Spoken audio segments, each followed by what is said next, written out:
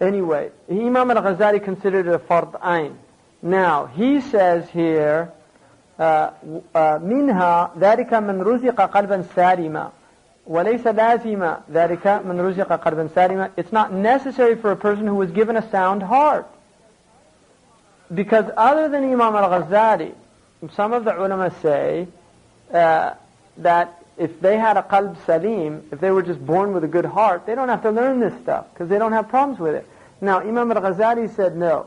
He said these diseases are ghara'iz. Ghariza is instinctual. It's something part of our nature.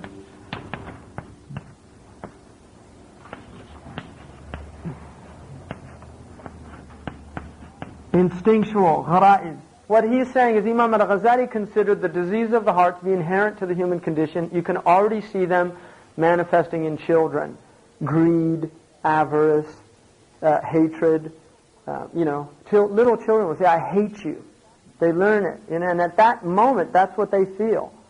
I mean, thank goodness it doesn't, last, but at that moment, that's what they're feeling. So you can see already in children these diseases showing up. Now, what does it mean then that all children are born into fitrah? Right? Because that's obviously the question that arises from that. And if that's the case, do we believe in original sin, which is the Christian concept that people are corrupt by nature? And this is a kind of idea. In other words, there's a corruptibility here in our nature. Now, the difference between the Muslims, we would say that there is an inclination to this, and it is instinctual. And this is what Imam al-Ghazali is saying. The difference between the Muslims and the Christians is that we do not believe in any way it's a result of Adam alayhi salam's wrong action, what they would say his khati'ah, al-khati'atul ula in Christian Arabic theology, the original sin. Because we don't believe that Adam alayhi salam did anything to bring on the wrath of Allah, that he fell, he slipped, he forgot, he didn't have a azam according to the Quran, alayhi salam, he's a prophet. He made tawbah to Allah and Allah accepted his tawbah, and therefore there was nothing, he had no blemish. And so his offspring do not suffer from that at all. That's what we would say. But the fact that there are instincts, then what does that mean? Well, this relates to the black area of the heart. In other words, inside the heart's a spiritual organ. And inside the heart, I don't know how big it is, but there's a black dot in the heart. Now, I don't know if I've never seen it physiologically described, so I'm going to assume it's probably an unseen reality. But it's there, it's in the heart. And what that is a seed. There is a seed in the human heart that has the potential of becoming like a cancer and overwhelming the heart. Most people don't know it, but they've actually, many people in the world have tuberculosis, right? They have a bacillus in their lung, but it's dormant. And if they were exposed or if they were in a situation where they began to get ill and starve or their immune system goes down, then the tuberculosis emerges.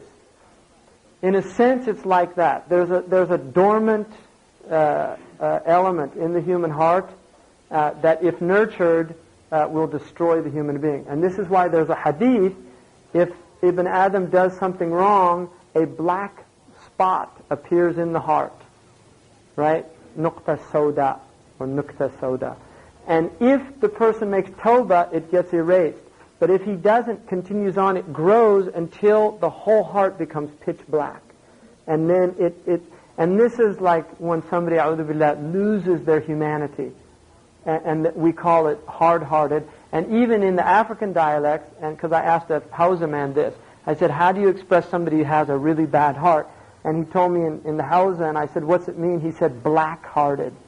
So, Hausas are dark-skinned, so this is not like a racist type thing. It's just something, obviously, black is the word being used, and it's the word used also in the Quran, right? And the tabyad, wujuhuhum wa taswad wujuhum, the faces become white. It does not mean white like white skin. It means light. There's a light, and the absence of that light is a darkness, which is why a black person can have light in their face, and the white person can have a completely dark face, and vice versa.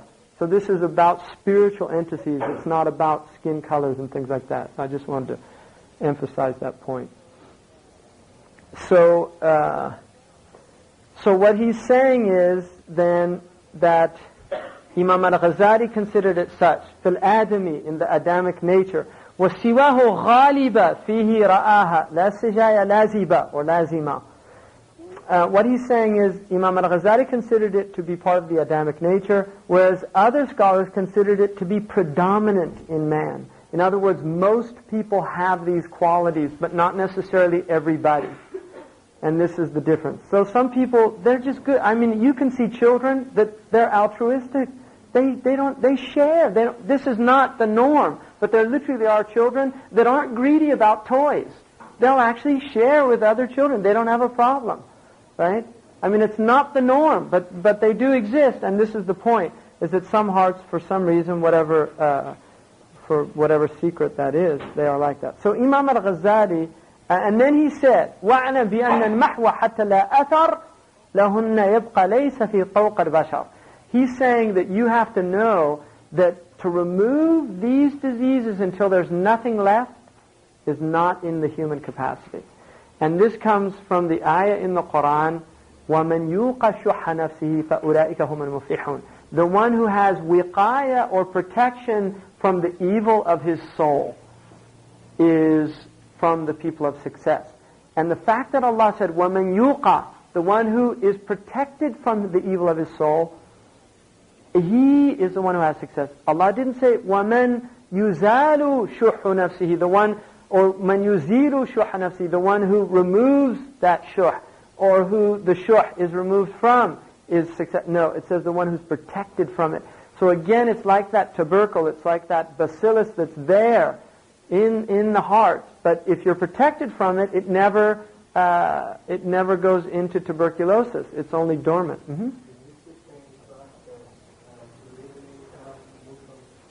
Right, that was taken out of the Prophet's licensed heart. Now, about fitra, what then does fitra mean? When we say in the hadith, كُلُّ مَوْلُودٍ وُلِدَ عَلَى الْفِطْرَةِ, every child is born on fitra. You see, Muslims always translate that to, for some reason, in English when they translate it, every child is born a Muslim. It does not say that. It doesn't say that.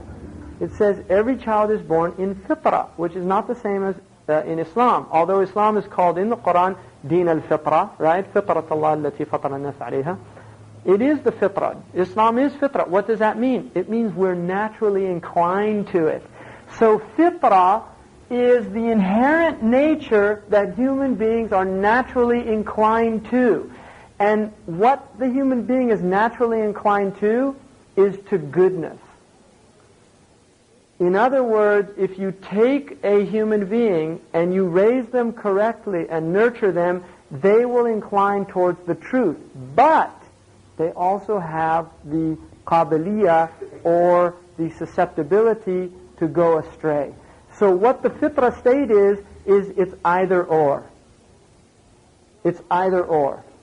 Now obviously there's going to be things that affect the fitra state. One of them is parents, states of parents, legitimacy, right, in terms of the birth. Even though there's no fault according to the Sharia on the child, there is an effect that illegitimacy does have in the unseen realm, which is confirmed by several hadiths.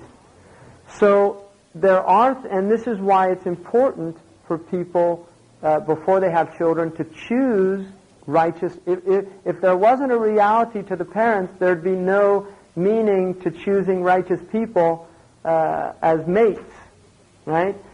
For a man, you're supposed to look for taqwa, and for the woman, you're supposed to look for deen, right? One of the salaf said, don't marry your daughter except to a taqi, because if he loves her, he'll show her ihsan, goodness, and if he doesn't like her, he won't oppress her. So taqwa is something you're supposed to look for, and the point being is that when you marry, you have to think of future generations. And so you want the children to be raised properly, and so parents are important that they have Ash-Shafi. Bring you something that's enough. It'll be enough for you. Min haddiha wal asli wal ashafi. Of these diseases from their etiology, their root, how they got caused, and how to cure them. And so he begins with bukhul.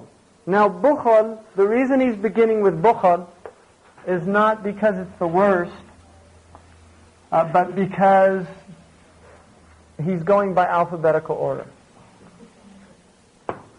And bukhul is the first one. Bukhul, the bakhil is a miser. Bukhlun is miserliness.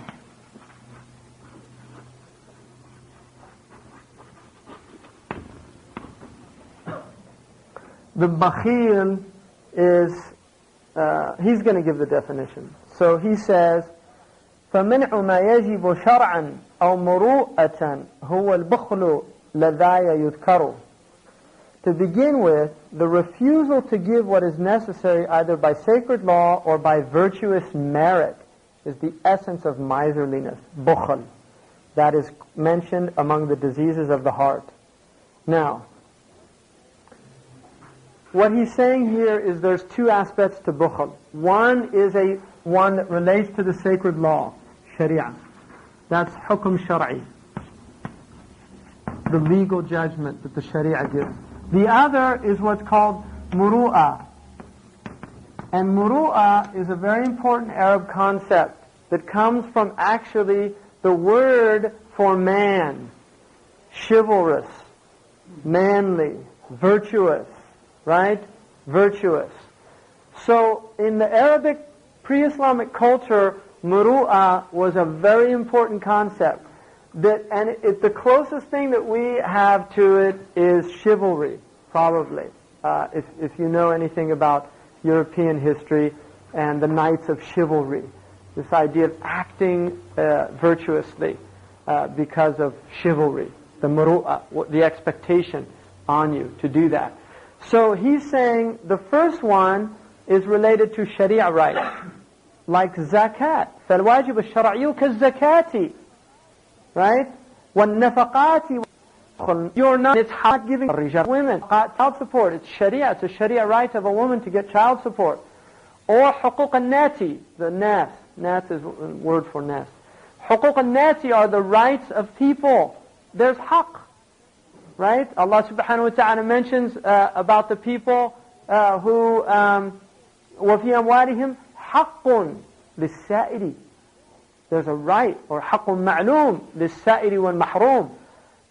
In their wealth is a haqq, is a right to the sa'il, the beggar, and the one who doesn't have money. His needs aren't taken care of.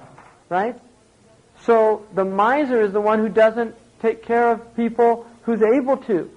And those are related to sharia. And there's a hadith, فِي الْمَالِ حَقٌّ سِوَى الزَّكَاةِ, and some of them translated that there's different interpretations, because there's another hadith that says لا حق في المال إلا زكاة, you know, أو كما قال, there's only zakat is the only haqq, but generally there is a haqq in wealth, nafaqat and these different things.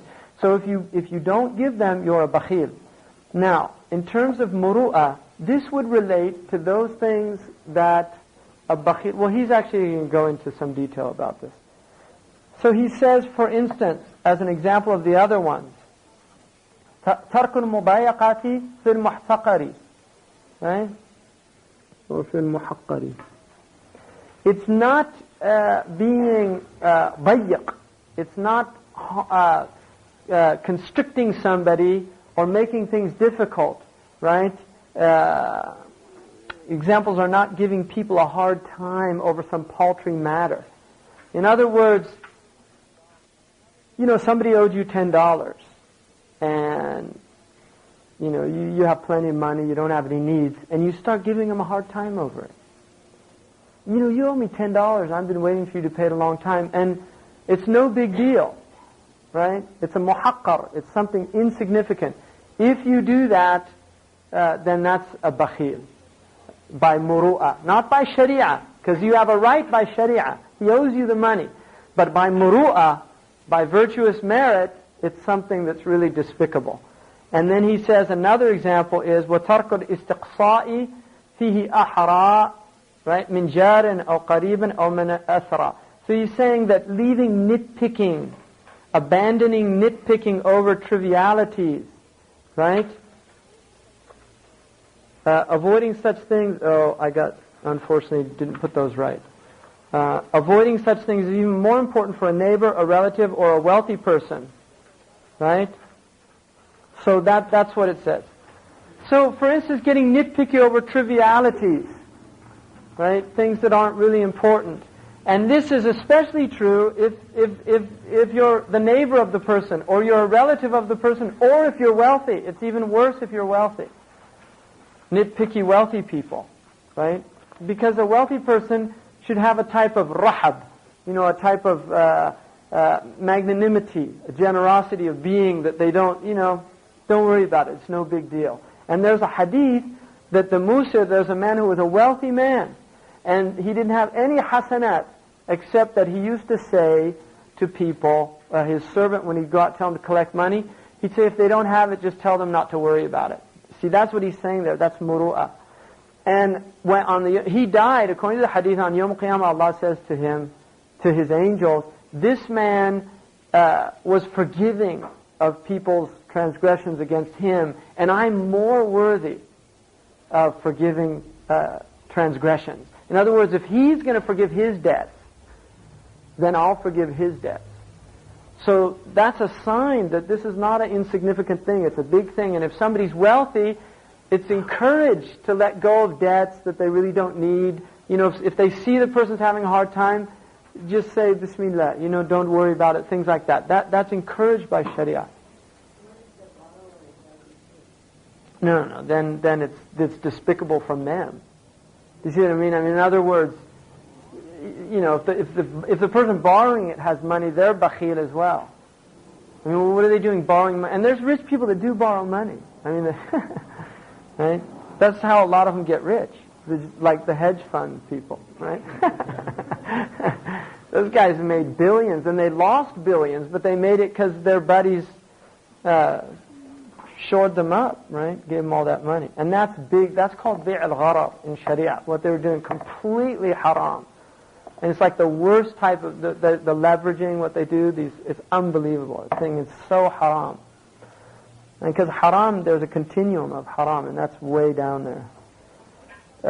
Likewise, if one is buying a sacrificial animal, or doing something, hosting guests, you don't get picky about if your guest spills something on the floor. You don't start saying, can't you watch yourself a little bit? That's a brand new carpet I have. There's no muru'ah there. You're supposed to make him feel, no, don't worry about it. I love tea on my carpet. Right? That's the Afghanis, I heard, have a proverb. They say the best thing for a carpet is spilt tea, right? That's obviously to make the guest feel good when he spills the tea, because they say no, and they say the proverb, and it's okay, alhamdulillah. So the point is, you don't worry about it, and that's muru'ah, right? It's showing meritorious virtue. And so he says also, like buying a funeral shroud. You're buying a funeral shroud. You're not haggling over the price, right? It's just inappropriate, because it should remind you of death, and so you forget about dunya. Really, that's the point. So he's saying it's inappropriate. Or a sacrificial animal. You want to get something good for Allah. And you start saying, no, that's too much for that, or this and that, right? Things like that.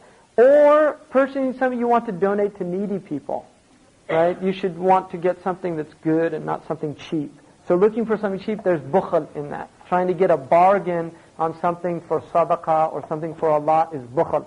And there was a short story written by E.J. Cullen called How Some People Feel About Jesus. It was a brilliant short story, but it was about a rummage sale for the church. They're always having rummage sales, like to support the church. And he said that for him it was kind of like he realized that That's what they cared about, the church, so much that they're going to sell their worst junk to support it. Right? And really that's important in Islam, the idea. And that's why it was really kind of shocking that some Muslim mosques start having these like rummage sales and things like that for the mosque. I mean, that's a bad sign. Because you should give the mosque the best thing that you have, not the worst thing. Not the stuff you want to get rid of. Right? And it's a bad sign. So, then he says, وَمَنْ يُضَايِقُ من المضايقة في حقه كالجار غير لائقة هتك أستار المروءة كما قال أجلاء الهداة الحكماء. That the one who gives a hard time for somebody who his right makes it inappropriate, like a neighbor, then he in fact has torn away the veils of dignity of his muru'ah. And this is as the majestic and wise guides have stated. In other words, the ulama have told us this. And then he says, كَمَنْ يُؤَدِّي الْوَاجِبَاتِ دُونَ طَيِّبَةِ نَفْسٍ أَوْ يَؤُمُّ الدُّونَ. Like somebody who is fulfilling his obligations without good cheer. So here's your zakat. You know, you're supposed to actually put your hand down, let them take, their hand should be on top. You should do it with smiling face and feel like it's an honor to do that. And they're honoring you by letting you fulfill the haqq of Allah. And also, Ya'um ad-Duna, trying to find spending from the least of what he possesses for it. Now, so there he gives you the definition. So bukhl has two types. Bukhl which is shar'i and bukhl which is muru'ah. And they're both considered in Islam because karam, generosity, is one of the highest qualities of our Messenger sallallahu alaihi wasallam. In fact, it could be stated after his rahmah, inna akramakum 'inda Allah atqakum. He was the most atqa of us. And so he was the most generous, the most noble. And kareem means generous and noble. So the Arabs see it also as nobility, right? Nobility. And Allah is al-Kareem. He's the generous. So it's really important to recognize that it's not just enough to be doing what the Sharia tells you, but also to go above and beyond that by showing generosity to Allah subhanahu wa ta'ala. And then he says, he gives us its etiology, the origin. وَأَصْرُهُ حُبَّ الدُّونَ لِذَاتِهَا أَوْ لِتَنَالَ النَّفْسُ مِنْ لَذَّاتِهَا. The origin of this is love of dunya. The reason you're a bakhil is because you love the stuff you're bakhil with. If you didn't love it, it's no big deal. Bismillah. No big deal. But the fact that you love it, you want to hold on to it. And then another thing about, another word for bakhil is mumsik. Mumsik, right? In Spanish culture, Mexican, they say coda, you know? They go like that. It means like he doesn't have a hand to give out. He got cut off at the elbow, right? He's cheap. So he's just got an elbow. So the mumsik is somebody in Arabic. It means also constipated. And the idea is that they're unable to let go of what is actually beneficial to let go of. So the idea is that, if you don't give out of your wealth, it'll kill you. It'll poison you. And that you have to let it go. And that's why imsak is miserliness. And also, the root word for gold, pure gold, iqyan, is iqi, which is the meconium stool of an infant.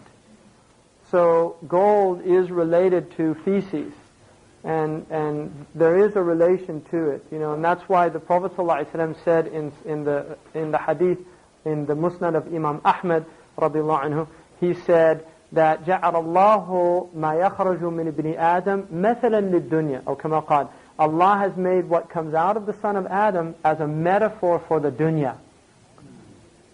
You see, in other words, ultimately the dunya is like feces. You eat it, it's all beautiful and good food and everything, and in the end, it just comes out smelling and unpleasant, and nobody wants it around. And so the height of dunya is gold, and gold is like that. And the desire to hold on to it is like somebody who can't let go of his feces, which is why zakat is also considered the feces of your wealth. It's fadaratul amwal, which is why Bani Hashim can't take it. Bani Hashim, the Prophet's family, cannot take zakat. It's actually considered like the filth of your wealth. It purifies your wealth because everybody who earns money will always have shubuhat or muharramat in their wealth. There's always doubtful matters. And by giving zakat, it's like you're purifying your wealth in the same way that when you eat food, there's benefit and there's harm in the food. Hopefully, the body absorbs the benefit and removes the harm. And that's why the Prophet ﷺ in the dua of coming out of the toilet, the ghaib, he said, Alhamdulillah alladhi razaqani ladhatahu wa abqa fiyya quwwatahu wa adhhab anni adahu. Praise be to the one who has provided me with its delight, the taste of it, the good of it, and retained in me its benefit, its strength, the energy derived from food, وَأَذْهَبَ عَنِّي أَدَاهُ, and removed from me its harm. And so this is the same idea with zakat. What you're doing is Allah's helping you to remove what's harmful from your wealth. In the same way that the bakhil, if he holds on to it, it harms him in the end. And Imam Ali radiallahu anhu said, he said the worst person is the bakhil. Because he said in dunya, he suffers, he's mahroom. And in akhirah, he's mu'azzab. You know, he's punished in the akhirah. So in dunya, he doesn't even benefit from his wealth. There was an article in, I think Discovery or one of these magazines, about hidden millionaires in America. And they were just talking about how there's all these people in America that live these middle-class lives. And they've got millions of dollars in the bank. And what they were saying in there is, you know, they don't want to spend the money because they want to save it. And so the point is, that's the nature of the bakhil. He doesn't benefit from his wealth in the dunya, and then in the akhirah he's punished for hoarding it. So it's horrible. It's a terrible thing. And the Prophet ﷺ, Jadd ibn Qais, who was one of the munafiqeen, the Prophet ﷺ asked who was the Sayyid of this tribe, and they said, oh, Jadd ibn Qais, illa nastabkhiluhu, except he's a little bit of a miser. And the Prophet said, he can't be your Sayyid. The Sayyid can't be a miser. And he said, وَهَلْ هُنَكَ دَاءٌ أَدْوَى مِنَ الْبُخَلِ? Is there any disease you know that's worse than bukhal, than miserliness? He said, he's not your Sayyid. So the point is that you can't be a Sayyid if you're a bakhil. So he said that the origin is either love of dunya or for its own sake, just simply because it's dunya, or because the self wants some benefit from the dunya. Now, according to Ibn Hazm, he would probably say that one of the benefits that the self is trying to get by hoarding wealth would be to alleviate the fear of poverty. So in other words, just the fact that he's got millions in the bank makes him feel good, even though he's not benefiting from it. And that is assuaging his hala', his anxiety, because خُلِقَ الْإِنسَانُ هَلُوعًا, right? So he feels good. But the amazing thing about it is these people never feel good, because they're always worried about, oh my God, the stock index, NASDAQ, look at that. Well, what's going to happen? You know, they're pacing up and down. I'm only worth 6 billion now. I was worth 12, like Soros, right? I was worth 5 billion yesterday. I'm only worth 4 billion today, right? He's 70 years old, right? Even if he set out to spend $1 million every day, he wouldn't finish it for the rest of his life, right? It's unbelievable. So these people, it's a deep disease. Well, that's ultimately, it is a type of worshipping of money. Abdul Dinar, ta'asani Abdul Dinar wa dirham. How wretched is the servant of the dinar and the dirham. So it is, ultimately, that's what it is. Trusting in the almighty dollar, like they say. And they actually call it the almighty dollar. Can you believe that?